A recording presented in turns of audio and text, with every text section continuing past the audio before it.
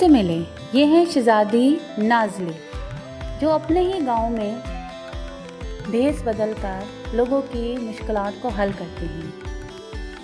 آئیں دیکھتے ہیں آج انہوں نے کون سی مشکل حل کی۔ گرم دھوپ، خشک زمین اور وہ لڑکیاں جو روز دور سے پانی لاتی ہیں، ان کے گھڑے بھرے ہوئے ہیں مگر دل خوابوں سے خالی ہیں۔ ہائے، آج بھی دیر ہو گئی، کنواں کتنا دور ہے، لگتا ہے آج بھی اسکول نہیں جا سکیں گے۔ نوری، تم ہمیشہ کوئی نہ کوئی حل نکال لیتی ہو، کچھ کرو نا۔ مسکراؤ روبا، ہار ماننا ہمارا کام نہیں، مجھے ذرا زمین کی نبض محسوس کرنے دو۔ درخت کے نیچے بیٹھی تھی نوری، اصل میں شہزادی نازلی، جو اپنی پہچان چھپا کر گاؤں میں رہتی تھی۔ رات کے وقت نوری اماں حلیمہ کے کمرے میں جاتی ہے۔ اماں، یہاں واقعی کوئی چشمہ تھا؟ ہاں بیٹی، بہت برس پہلے ایک امیر آدمی نے پانی روکنے کے لیے دیوار بنائی تھی، تب سے یہ گاؤں پیاسا ہے۔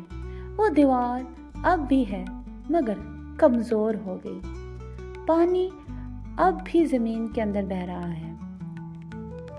اور پھر نوری کے ہاتھ سے نکلی ایک ہلکی سی روشنی، زمین کے نیچے ایک چمکتا ہوا راستہ ابھر آیا، جیسے زندگی پھر سے جاگ اٹھی ہو۔ اگلی صبح سورج کے ساتھ سب مل کر پرانے چشمے کے پاس آ گئے۔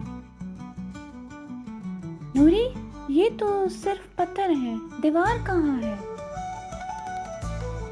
یہی تو دیوار ہے، میں نے اسے ہلکا کر دیا ہے، اب تم سب مل کر اسے توڑو۔